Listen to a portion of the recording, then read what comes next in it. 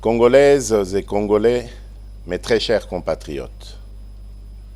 le 3 mai 2021, face aux menaces graves pesant sur l'intégrité de notre territoire et à l'insécurité récurrente vécue par nos populations de l'Est du pays depuis 3 décennies,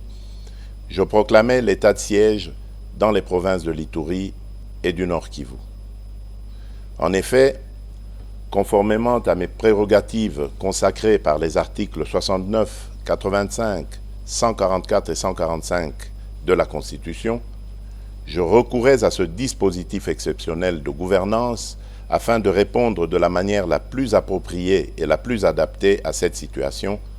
en ce particulièrement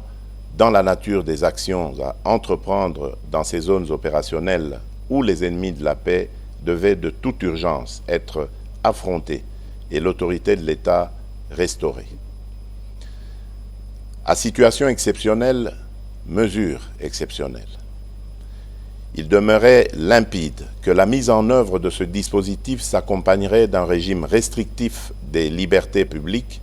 non sans incidence sur le mode de vie habituel de nos populations, immédiatement sensibilisées à consentir à d'importants sacrifices en guise de soutien patriotique à cette lutte pour la survie de notre nation. C'est pourquoi, 2 années et 4 mois après l'entrée en vigueur de ce régime d'exception, aux conséquences tout aussi exceptionnelles sur le quotidien des populations sur terrain, et à la suite de plusieurs rencontres avec des sénateurs, les députés nationaux et les députés issus des 2 provinces, ainsi que des rapports de mission d'évaluation effectués par le Premier ministre, j'apercevais clairement le besoin d'une réflexion approfondie impliquant tous les acteurs concernés sur la question en vue d'obtenir les recommandations les mieux indiquées au sujet de la situation juridico-politique rencontrée dans ces 2 provinces. Cette réflexion devait toutefois avoir lieu tout en veillant à préserver les avancées significatives socio-économiques, politiques et sécuritaires acquises par la gouvernance militaire de l'état de siège. Face à la prolongation de cette situation exceptionnelle et soucieux de prendre en compte les aspirations profondes du plus grand nombre de forces vives de la partie est de notre pays, j'ai donc instruit le Premier ministre d'organiser et de convoquer une table ronde politique sur l'évaluation de l'état de siège dans les provinces de l'Ituri et du Nord Kivu, organisée du 14 au 16 août 2023 à Kinshasa. Cette table ronde que j'ai voulu inclusive a connu, en plus de la participation des élus nationaux et provinciaux issus des provinces concernées, des délégués des institutions nationales, la participation active des forces vives d'autres provinces de la République, ce qui témoigne de l'élan de la solidarité affichée par les Congolaises et Congolais de tous bords derrière cette cause nationale. Mes très chers compatriotes, mus d'un sens élevé de patriotisme et de responsabilité, les différents participants ont travaillé d'arrache-pied durant les 3 journées allouées à cette table ronde pour proposer une option concertée en vue de pacifier définitivement les provinces de l'Ituri et du Nord Kivu, et ce, au regard de l'évolution du contexte sécuritaire, politique, économique et social.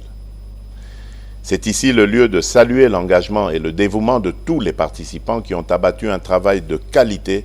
pour la cause nationale afin que les conclusions permettent aux institutions de donner une orientation nouvelle à cette mesure exceptionnelle. Mes très chers compatriotes, en ma qualité de garant du fonctionnement régulier des institutions de la République et de la continuité de l'État, j'ai examiné en toute responsabilité l'ensemble des recommandations formulées dans les 3 commissions de la table ronde. Après avoir échangé avec les responsables des institutions de l'État et entendu le Conseil supérieur de la Défense,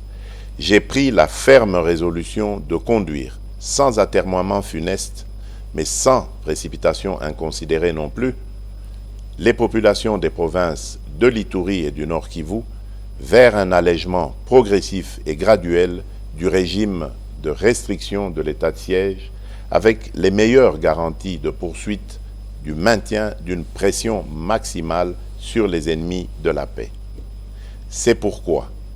prenant la juste mesure de l'impérieuse nécessité d'un retour sécurisé de nos populations à une vie civile et citoyenne normale d'une part, et des avancées enregistrées au cours de la gouvernance sous l'état de siège d'autre part, notamment l'amélioration de la situation sécuritaire dans certaines zones des deux provinces concernées, j'ai opté, en toute responsabilité, pour la mise en œuvre d'un dispositif transitoire graduel au terme duquel cette situation exceptionnelle devra connaître sa fin. S'inspirant des tendances dégagées des travaux de la table ronde, ce dispositif transitoire consistera au rétablissement de l'autorité civile dans les entités territoriales décentralisées et déconcentrées qui sont déjà sécurisées et sous contrôle des forces armées de la République démocratique du Congo. Ce qui implique la levée des restrictions des libertés constitutionnelles de tous les citoyens et plus particulièrement la libre circulation des personnes et de leurs biens en mettant fin au couvre-feu, la liberté d'association, de manifestation pacifique et de réunion dans le strict respect des conditions légales.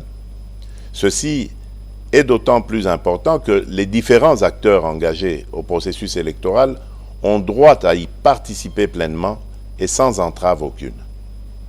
Dans le même ordre d'idées,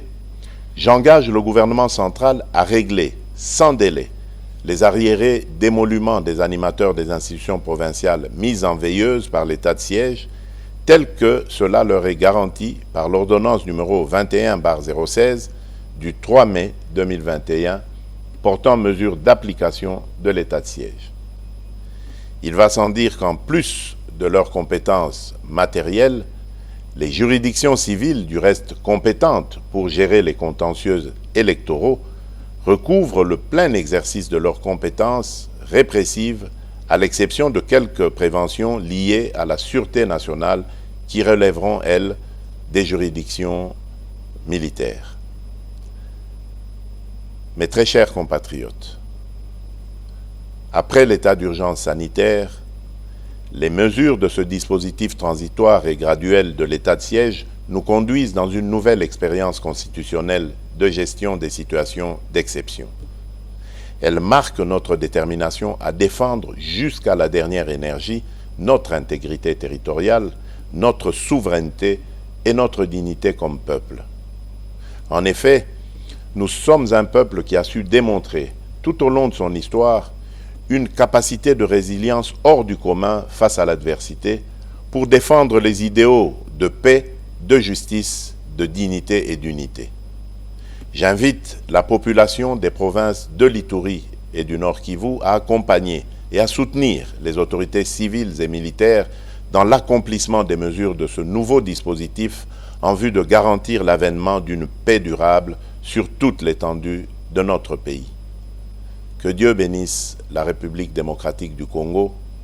Je vous remercie. Abonnez-vous massivement à Gombo News.